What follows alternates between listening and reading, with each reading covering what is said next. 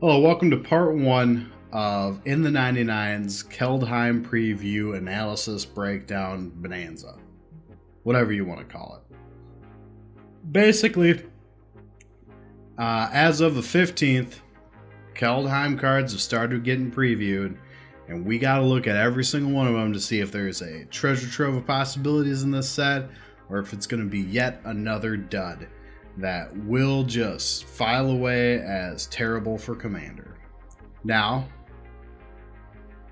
on the plus side, we have seen some pretty cool cards for Commander already out of this set, and it's only been like 2 days. So I will give them the benefit of the doubt on it being a good set. One thing that worries me is that gods have been very hit and miss. Some of the old gods from Theros have been fantastic commanders, or slotted well in the 99. While some of the ones from Mama and Ket, not nearly as good. Hour of Devastation, they had a couple good ones. Locust God's my personal favorite. But, again, they had some that were absolutely terrible. So hopefully these ones we see will slot well into Commander. And based off of the one we've seen so far, I think that we're safe to say that at least they'll have a place in our format. But let's go over the cards first. We'll talk about the gods second, and then there's one last piece that I want to talk about just in terms of the controversy around preview cards and compensation and all that. Just want to give my piece of the, my 2 cents on it, I guess. But let's start off with what was released on the 15th for a preview. So we got 8 of the new flip lands. Basically, it's the other half of what we didn't get back in Zendikar Rising. There's nothing much to say. You get a Simic flip land. You get a Golgari. Yeah, you don't really care. You get the color that you want. But there are some cool ones that I have seen come out of the previews on the 15th. The first one I want to talk about is a Boros card. Now, I know I have shit on Boros constantly, and for good reason. It is the worst color pairing in all of Magic, and probably always will be. But this card does help bring one of its shining light commanders just a little bit higher in my heart to possibly being playable. This card is Showdown of the Skalds. 2 red-white for an enchantment saga that the first step of it is you exile the top 4 cards of your library until the end of your next turn. You may play those cards, and then the second and third part of that saga is whenever you cast a spell this turn, you put a +1/+1 counter on target creature you control. The reason I think that is awesome for Feather is that Feather's going to let you play those cards. They're going to go back to your hand because they'll go right back to exile. And basically, you're getting 4 more cards that'll help with him. And then for the second and third, if you're playing that Feather where you've got a bunch of low cost, just pumping out as many spells as possible, I don't see any reason why you couldn't get, for the second and third turn, 4, 5, 6, 7 +1/+1 counters on Feather while keeping him protected like you would normally do in the deck. So I think that card is going to slot perfectly into Feather the Redeemed and makes me actually want to build him. It would be my first Boros deck I have ever built. Probably the only one I would ever build. But I might have some fun if I got to get that card out. Now the other card that we saw on the 15th, this one's going to actually go with a few other ones, and you'll see the theme here in a second. But the second one is Pyro of Heroes. In a nutshell, it's a breeding pod with a few extra little restrictions on it. But it is an artifact, 2 colorless, and you can pay 2 and tap it, sack a creature, search your library for a creature that shares a creature type with a sacrifice creature, plus that creature's converted mana cost +1. And then you put that card into the battlefield. So basically, it's breeding pool, or not breeding pool, birthing pod, but with the extra step that it has to be a shared creature type. Now, while that's pretty cool for any tribal, the reason that slots well with some of the other Kaldheim cards that we've seen is that we are probably going to see a pretty strong presence of elves. We've got Canopy Tactician, that's a 3 and a green for an elf warrior, 3/3, that gives other elves +1/+1 and taps for 3 green mana. So it's pretty safe to say that this standard set is going to probably push in the realm of elves and possibly dwarves and clerics, things like that, just based off of what we've seen so far for that tribal. But in terms of EDH, it's going to help an already strong deck become just a little bit stronger. So some cool cards to look out for there. But the main card in all of this, and just to be aware, we do have some other cards. I'll pop them up on the screen, but I don't want to go over them because they're pretty normal. Realm Walker basically just lets you play creatures that share a creature type with it, or the creature type you choose. Off the top of your library, we've got a new Kaya coming out that gives you some extra protection for your creatures through the form of ghost counters or ghost form counters that basically allow it to return to your hand, and then you make a spirit or something. Those ones aren't as exciting to me. The one that's really exciting to me right now is Helvar, God of Battle. 2 white for a 4/4 legendary creature god. Creatures you control that are enchanted or equipped have double strike. At the beginning of each combat, you may attach aura or equipment. You may attach target aura or equipment attached to a creature you control to target creature you control. So you can flip around auras and enchantments and equipments pretty easily with him. That's not the part that is absolutely crazy about this card. What's crazy is that it is a flip card. Just like the lands, just like some of the sorceries in that from Zendikar Rising, this one can be played either as the god or as his trusty sword, Sword of the Realms. 1 and a white for a legendary equipment. Equipped creatures get +2/+0 and have vigilance, and whenever a equipped creature dies, return it to its owner's hand, equip cost of 1 and a white. In itself, not that great. But what I like to see here is that this is one of the few instances where your commander can subvert the typical role of a commander. So when it's in the command zone, based off of my extensive research of the judge's rules, it will as it's being cast from the command zone, you can choose what side comes out. So, as a god, he has some great abilities: double strike for any enchanted or equipped creatures, and then the ability to throw those around at the beginning of each combat.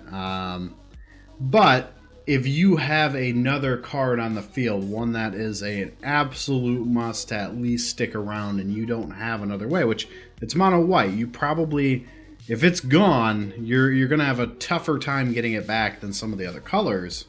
This gives you the ability to say, you know what, I don't need my commander today, I need the equipment. I need to give it that ability that when it dies, it just returns to my hand, and then that equipment will stay out there. Basically, it just gives a dual role. It gives some flexibility. Some will say that there's a downside to this, and the fact that you've now lost your god in terms of it being out, because you'd have to bounce this back to your hand. It would have to be destroyed. It'd have to be exiled for you to have a chance to get the god back. But to me, I think that you could build a deck to really say, hey, for half of this deck, the sword is more utilized. For the other half, Helvar is more utilized. I'm going to play it as, you know, what comes out. What do I need? And I think it gives you a little bit of a split. Now, I guess one caveat I have here, one flaw in my judgment on this, is that this in itself isn't a good enough reason. This card is not good enough to say I could build a deck that goes two ways because both sides of the cards are polar opposites or lend to different strategies. But I think it's a good sign. I think even if we get 1 or 2 cards, which my assumption is we'll probably get 4 other gods out of this set, we might see one that is powerful enough and flexible enough that you can do that. You can say, I am almost playing 2 separate decks that may synergize in a way, but have the ability to stand on their own. Or this side of my commander is so powerful that it protects or it win cons out when I need it, and when I'm not prepared for it, I still have the other half of the card.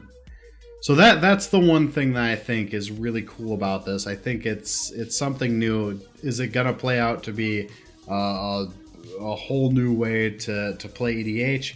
Probably not. But is it something different? Is it a commander that you can build differently from other commanders? Almost certainly. And that's what I really like about it. Now, we have to wait, I don't know, however long, like a month or something, until we can learn some more about these cards and see what else is coming to the table. But I think based off of just the initial few that we've seen, the fact that we're getting the other side of the flip lands, which we knew we were getting, those will certainly help Commander.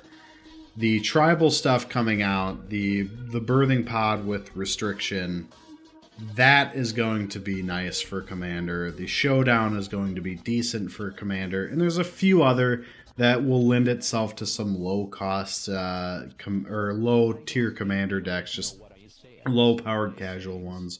There's a Surtland Elementist. It's a Wizard Giant. It's one that I kind of really like. I understand it is a terrible card, so if you're thinking that I think it's a good card, then you're mistaken. I just like what it does.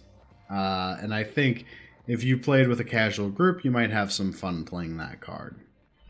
But again, we'll have to wait and see. Now, the last thing that I wanted to talk about today, just in this quick little tidbit until we get some more cards, is a seeming, I don't know, controversy over whether or not card previewers should be paid. Now, I get that some of them may or may not feel like, you know, maybe they're feeling like they're being exploited for their fan base by WotC saying, you know, hey, take this card, show it to this many thousands of people for us, and, you know, we'll get the card out there. What I don't think they quite understand is that those cards, WotC could just release them on their own. They could release them on their site. They could go to a website like Mythic Spoiler and say, here you go, here is the releases for today to show off. They could go to LGSs, or maybe not LGSs, but they could go to online hobby storefronts like Card Kingdom, or even some of the ones like TCG Player, and say, hey, put this on the front page. It'll bring traffic. Because that's honestly the point of it, is that it's a symbiotic relationship. It's them saying, here's a card to preview, absolutely free, you don't have to do anything. Just show the card off in your podcast, show the card off in your videos or on Twitter or on Instagram, and it will help you bring more people in, because as people share that, they will see your name attached to it.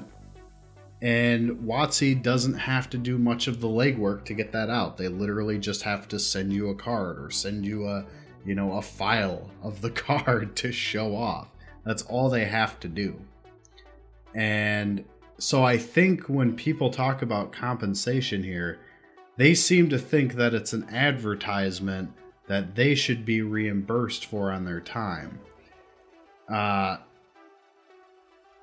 Typically speaking, you know, an advertisement, like if I pulled up Raycons right now, or I did Dollar Shave Club, or any of the other numerous ones that you see on YouTube channels every single day.